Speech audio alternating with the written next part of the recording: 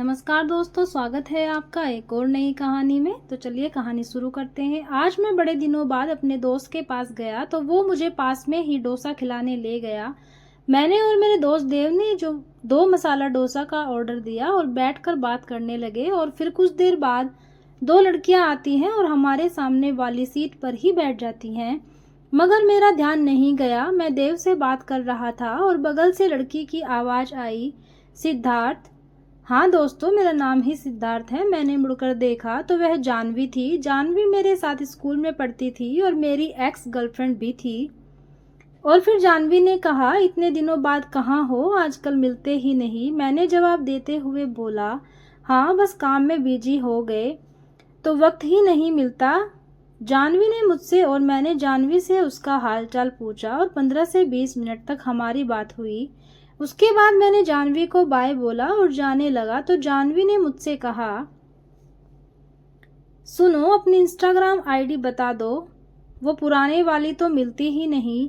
तो मैंने उसे बताया कि मैंने इंस्टाग्राम अकाउंट डिलीट कर दिया था और अब मैं किसी भी सोशल मीडिया पर नहीं हूँ।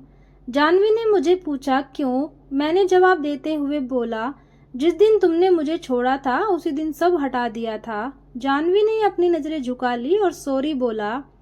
जानवी ने मुझे इसलिए छोड़ दिया था क्योंकि मैं उसे लगता था कि मैं उसे वक्त नहीं दे पाता था। बहुत सीरियस था मैं जानवी को लेकर। उसके बाद जानवी ने मेरा नंबर मांगा।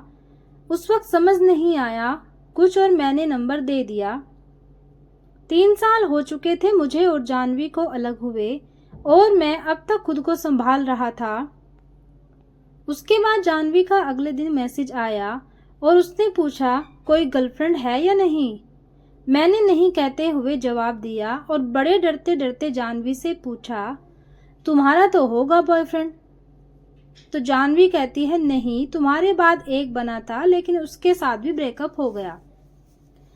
पता नहीं क्यों ये सुनकर मुझे खुशी हुई और कुछ दिनों तक जानवी से मेरी बात होती रही और जानवी ने मुझे दोबारा से प्रपोज कर दिया। हाँ, पहली बार भी 3 साल पहले जानवी ने ही मुझे प्रपोज किया था। प्यार तो मुझे था ही और मैं रोक नहीं पाया और फिर जानवी के साथ रिलेशनशिप में आ गया था। जानवी को मिलकर बताया मैंने कि उसके जाने के बाद से मेरी जिंदगी कितनी बदल गई थी। रो रहा था मैं उसके सामने और उससे कह रहा था कि अब वो मुझे छोड़कर कभी न जाए। जानवी ने भी मुझसे वादा किया कि अब वह मुझे कभी छोड़कर नहीं जाएगी। 3 साल बाद जानवी को गले से लगाया था। बहुत सुकून मिल रहा था। उस दिन उस पर बहुत प्यार आ रहा था। बहुत खुश था मैं और जानवी भी खुश दिख रही थी। उसे अच्छे से वक्त दे रहा था। शादी की भी उम्र हो गई थी। मुझे और जानवी को 6 महीने से ज़्यादा हो गए थे। सब सही चल रहा था। इसलिए एक दिन मैंने जानवी को मिलकर उससे शादी करने के लिए बात की तो जानवी ने मुझसे कहा, इतनी जल्दी शादी करके क्या करेंगे। और इस दिन इस टॉपिक को जानवी ने बातों ही बातों में बदल दिया। मेरे परिवार वाले मेरे लिए रिश्ता देख रहे थे, इसलिए मैं सोच रहा था कि जानवी से अच्छे से शादी के लिए बात करूं।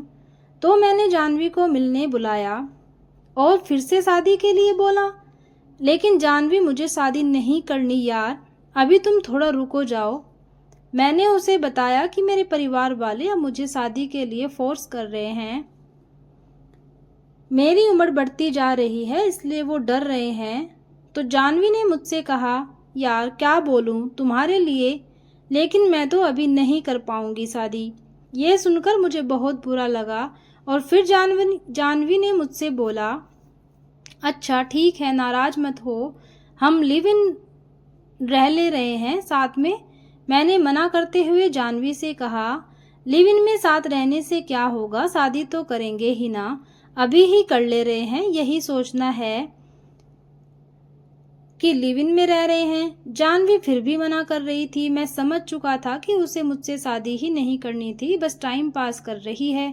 इसलिए मैंने उसी दिन जानवी से ब्रेकअप करने को बोला। उसे कोई फर्क नहीं पड़ा, जैसे वो पहले छोड़कर गई थी, इस बार भी उसे मुझसे दूर होने में कोई प्रॉब्लम नहीं हुई। तड़पा तो सिर्फ मैं पहले भी और इस बार भी। मेरी ही बेवकूफ़ी थी कि दोबारा लाया मैं उसे अपनी लाइफ में। अच्छा भला मूव ऑन कर गया था। फिर वही हालत हो रही थी जो पहले हुई थी, लेकिन इस बार मैंने हिम्मत की और खुद को समझाया कि ऐसी लड़की के लिए क्या रोना जो बस अपनी ज़रूरतों के लिए मेरे साथ रह रही थी। इसलिए मैंने अपने परिवार को देखा और उन्होंने जिस लड़की से शादी करवाई, मैंने उस लड़की से शादी कर ली। आज 1 साल से ज़्यादा होने को आया मेरी शादी को।